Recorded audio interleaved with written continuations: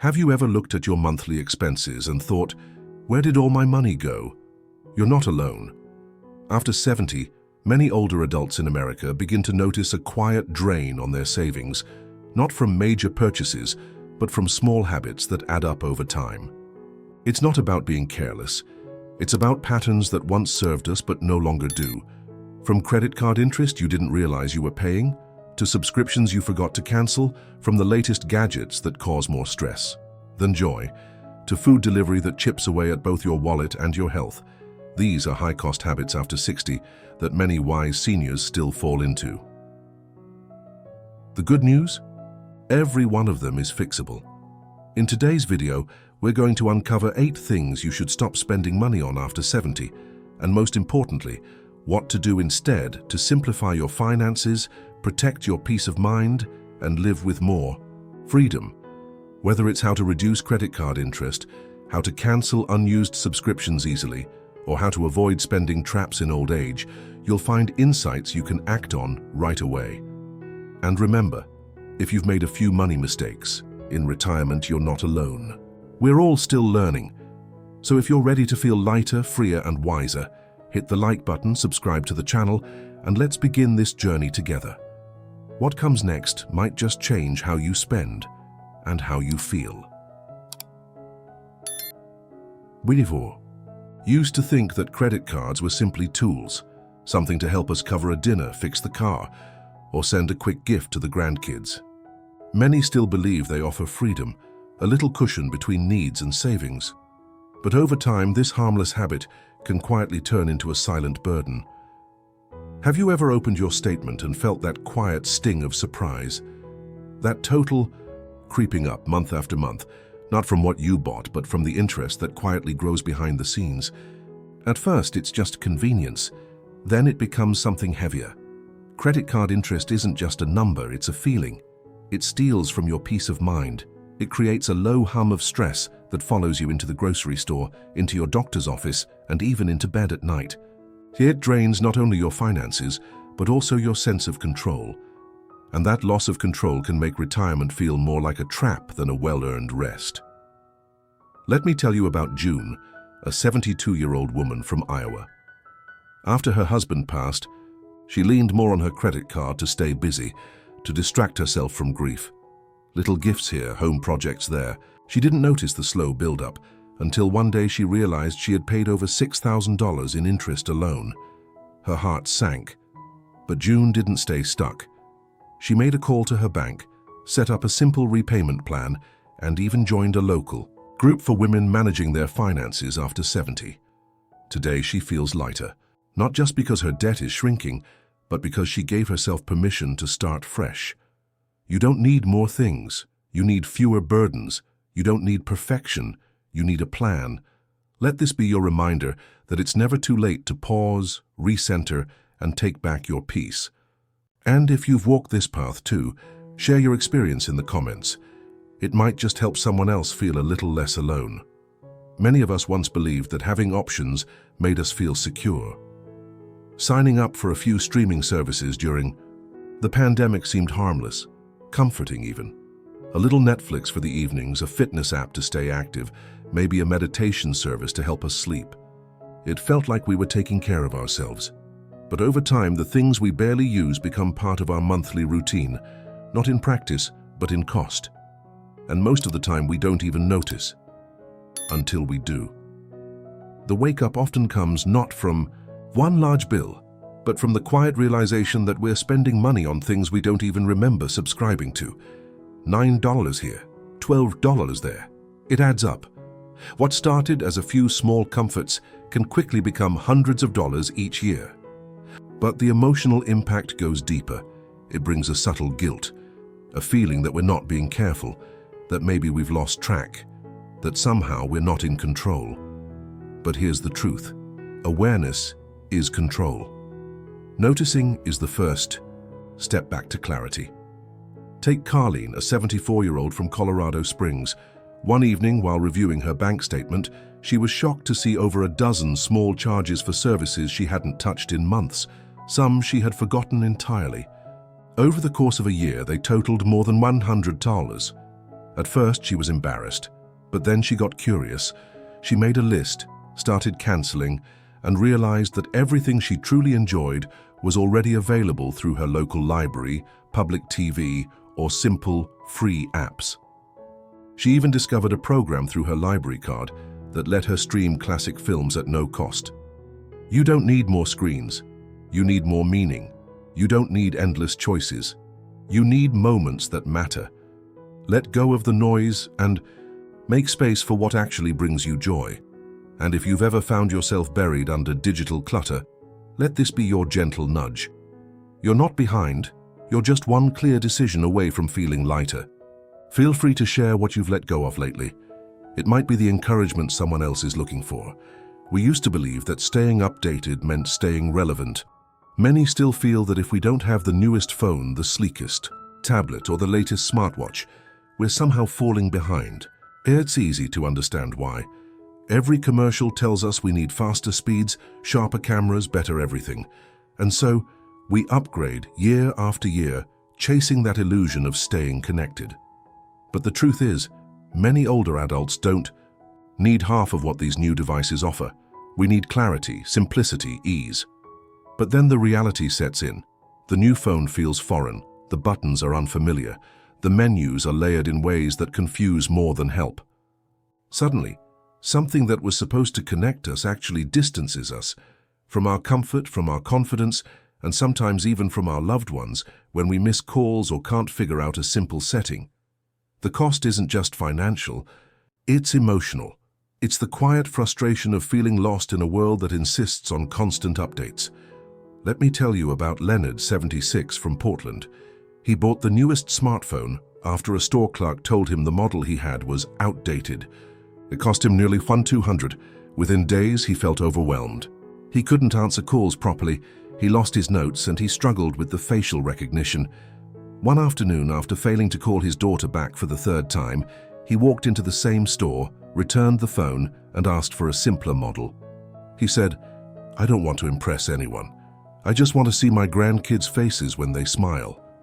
Since then, Leonard has stuck with a device that works for him, not against him. You don't need the latest update to stay connected. You need what works, what supports your life, not complicates it. Instead of chasing what's new, choose what's necessary.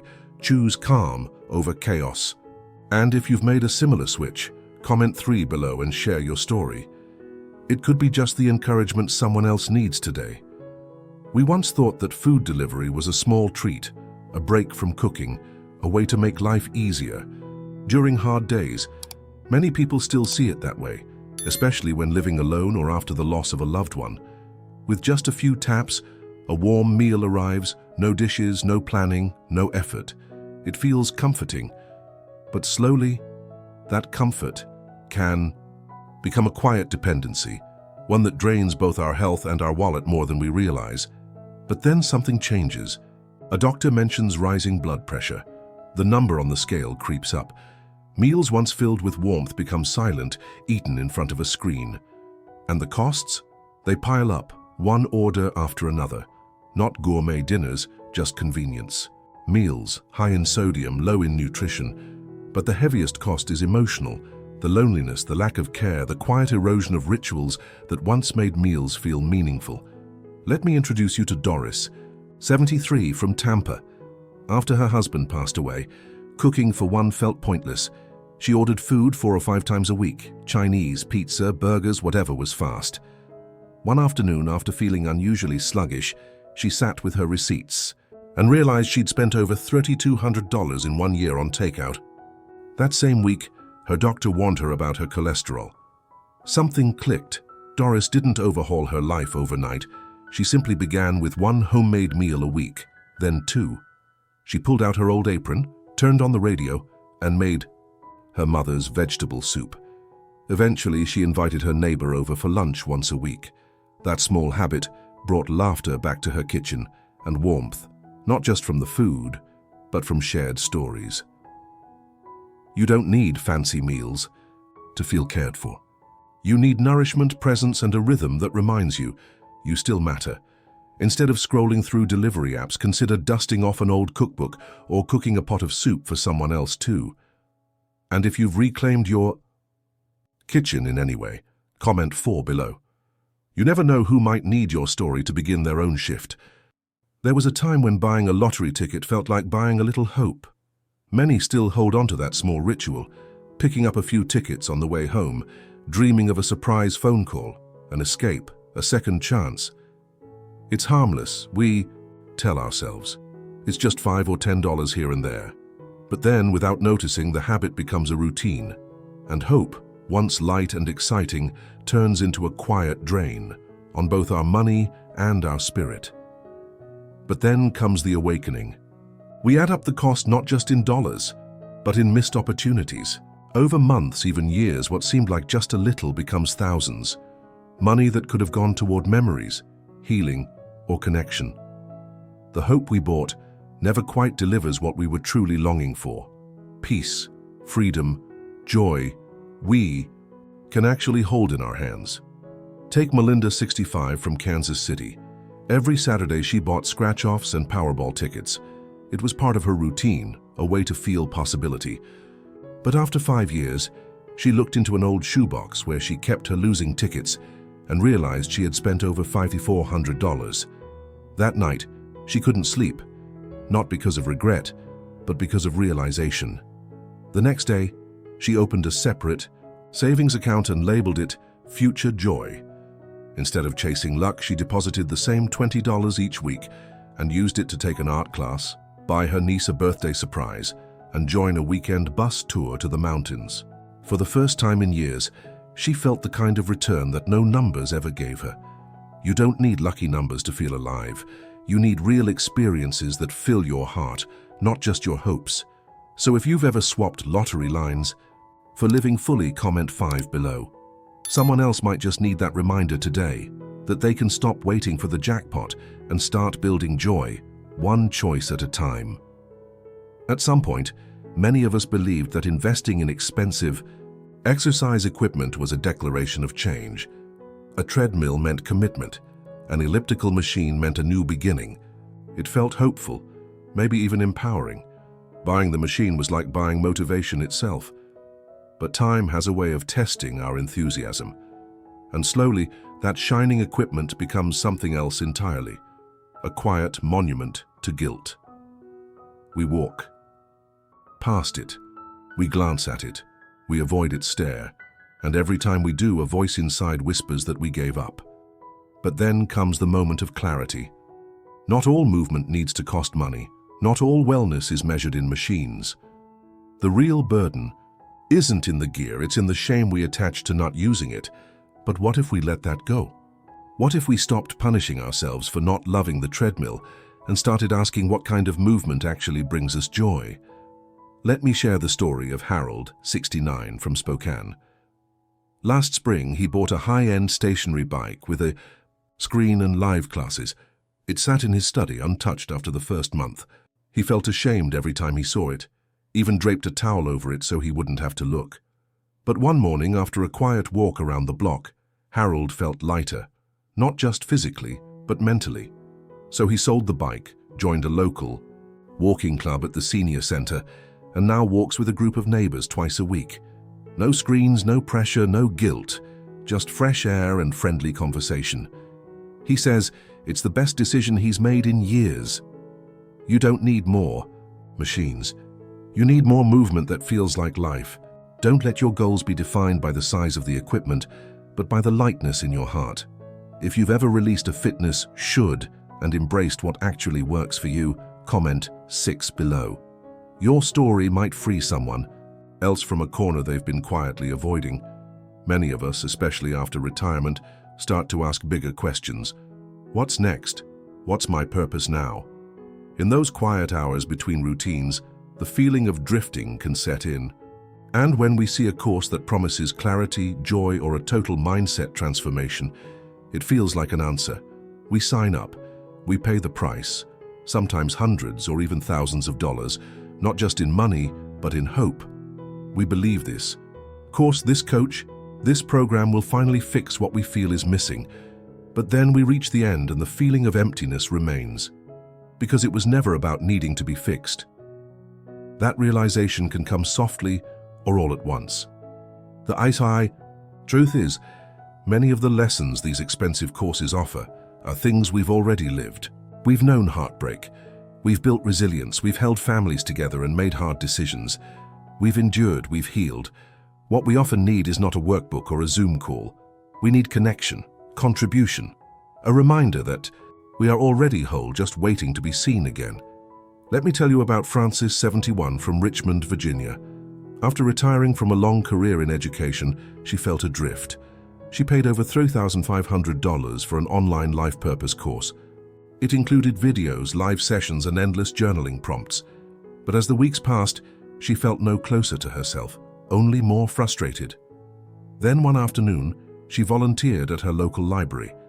A young mother came in looking overwhelmed, and Frances offered to read to her toddler while she searched for books. That 10-minute act brought Frances more fulfillment than anything she had written in a course module. Today, she reads to children twice a week, mentors young teachers, and has built friendships she never expected to find again. You don't need a program to prove your value. You've already lived the wisdom others are still seeking. Instead of trying to find yourself in someone else's method, come home to the life you've built and the strength you've earned. If you've let go of costly guidance and found healing through giving, comment 7 below. Your presence is powerful. Sometimes all it takes is sharing it. There's a common belief that after a lifetime of working, raising a family, and weathering hardships, we deserve something new. Something that makes us feel seen, accomplished, even celebrated. For many, that something is a brand new car. It's a symbol of having made it, a reward for the road we've traveled. But beneath the new car smell and polished chrome lies a reality that few talk about. Rapid depreciation, heavy monthly payments, and a long-term cost that far outweighs the thrill. But then comes the moment of reflection. That monthly payment starts to feel tighter. Spontaneous lunch outings are skipped, travel plans are delayed. The pride of the purchase is slowly replaced by quiet regret. And while the car sits gleaming in the driveway, the joy of freedom, the very thing we thought it would bring, feels further away. Let me tell you about Jerome, 75, from Sacramento. After retiring from his job as a postal worker, he decided to treat himself to a brand new SUV, fully loaded, straight from the lot. The first few weeks were thrilling. He loved the compliments, the smooth ride, the technology. But by month 4, the $600 monthly payment began to weigh on him. He started skipping trips to visit his grandkids in another city. He cut back on small pleasures, like taking his sister out for brunch. One evening, after looking over his finances, he made a quiet decision. Jerome sold the car and bought a certified pre-owned sedan, 2 years old, low mileage, and still under warranty. With the money saved, he planned a train journey through the Pacific Northwest, something he had always dreamed of. He called it the best trade he's ever made. You don't need something new to feel worthy. You don't need status to feel fulfilled. Peace of mind is a far greater luxury than leather seats. Choose what serves your life, not what simply shines. If you've ever traded something flashy for something freeing, comment 8 below. Someone out there might be wondering if it's okay to choose wisdom over appearance, and your story might just be their answer. As we grow older, our time, energy, and money become even more precious. Every choice we make, especially after 70, deserves to be thoughtful, freeing, and rooted in what truly matters. Today we've walked through 8 common ways seniors unintentionally waste money. From rising credit card interest to unused subscriptions, unnecessary tech upgrades, and costly habits like lottery tickets or expensive self-help courses, these quiet drains can add up financially and emotionally. But here's the hopeful truth. Awareness is the first step toward change. You don't need to overhaul your entire life. You only need to shift your attention away from things that no longer serve you and toward what brings peace, joy, and simplicity. Let go of guilt. Let go of pressure. Choose clarity. Choose to spend not just less, but better. If even one story today reminded you of something in your own life, I invite you to share it in the comments. Whether it's a habit you've broken, a financial mistake you've overcome, or a change you're proud of, Your experience might be the light someone else needs to take their next step. Because after all, a wiser life isn't built on what we buy, but on what we release, protect, and make room for. And that, dear friend, is the kind of wealth that never fades.